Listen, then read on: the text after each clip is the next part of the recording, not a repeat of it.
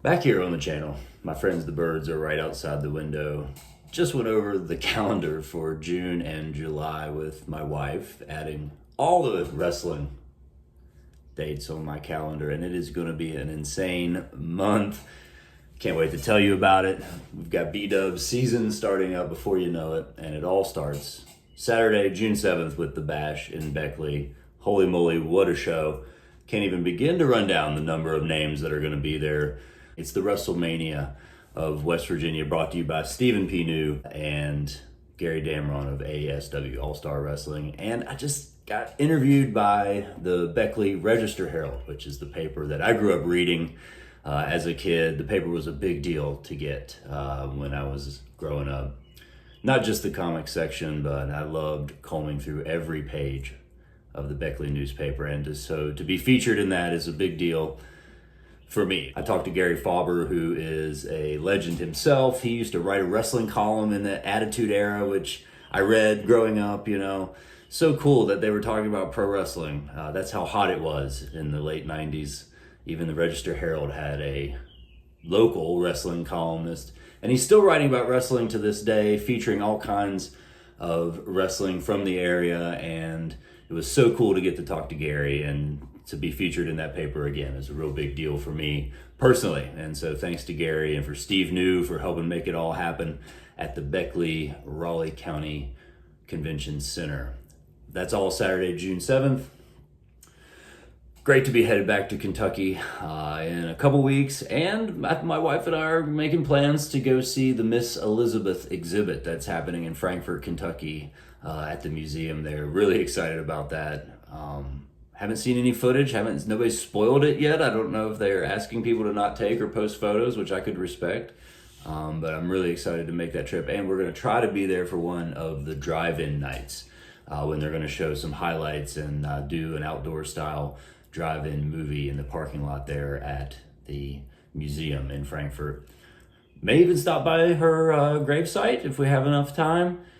Just basically making the trip for that purpose. So it's going to be a tribute to Miss Elizabeth. Looking forward to that. And then things quickly roll into Bdubs season for Appalachian Championship Wrestling. These are the most fun shows of all. There's 2 in Cross Lanes and 2 in Beckley area coming up this summer, and can't wait to be a part of those. My calendar is stacked for wrestling shows in June. My second Kentucky gig is coming up. Here's the flyer. Hollers Heroes, featuring Paul White, FKA The Big Show. Gonna be cool to be in presence of the giant up close and in person. A lot of people ask me how my first Kentucky gig went with Casey King and Let's Go Wrestling. It was great. It was great. Even though I was walking in like Wayne and Garth with their backstage passes, I was never asked to show my certification for the state of Kentucky, but we had an insanely successful show. Congrats to Casey King. It was just incredibly fun. I say all the time to my friends, like, there's definitely room for comedy in wrestling as long as it's done properly. And that whole show just contains so many great elements that I love about professional wrestling. A lot of young fans there and families, of course, because it was a fundraiser for the elementary school. So really rewarding and fun, and I appreciate the invite from Casey King, and he's already got a date in the books for August, so fingers crossed. Gonna be getting some use out of my certification that I talked about in my previous video. A lot of people asked me about it, and I put it up on my Facebook, like, congratulations on your certification. It was great. Worked really hard, sent $40 and an extra 10 to get the certificate that I showed off in the video. And man, this week we found out Rick Derringer died, and I did a little deep diving on Rick Derringer, and man, he worked with everybody. I guess it was probably Cyndi Lauper's connection that got him connected to WWF in the first place. Of course, I've got a copy here of the wrestling album. Jesse Ventura right there. You can tell he's already angry about Damian Priest in that cage match. Wait a minute. How do you win it going out the door? Well, that's Of course, Derringer, a big part of this album. I think co-produced it, maybe even, and also the real American is on this, of course. Everybody knows, I think, by now that that was for the U.S. Express, at least at the beginning, and right before it says Hulk Hogan's theme, which is another story, and I found out a little bit about that I may talk about on another video. I don't know, it's too deep to go into on this one, long form. But that was the theme for basically Hulk Hogan's Rock and Wrestling. It was also used in a Bonnie Tyler song.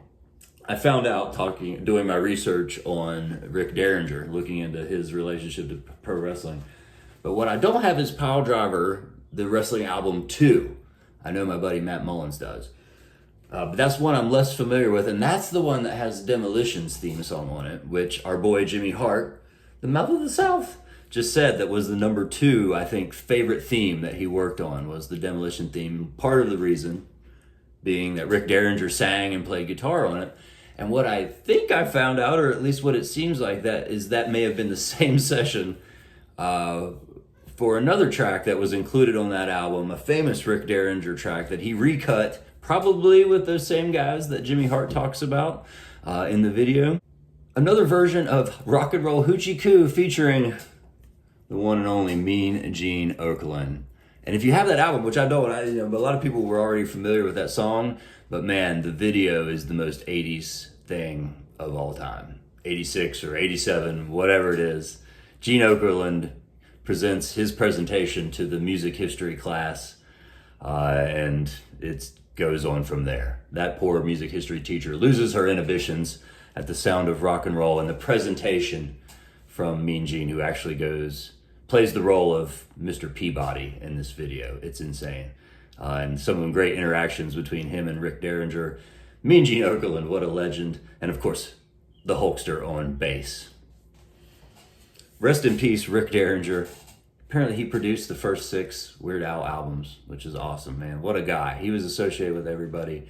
Rest in peace. And definitely one of the most famous musical connections to the wrestling industry, for sure.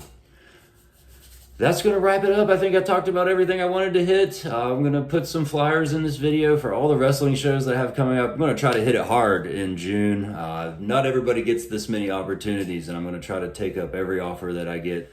Thanks for tuning in. Hope to see you next time, and most importantly, hope to see you at the matches. Bye, birdies.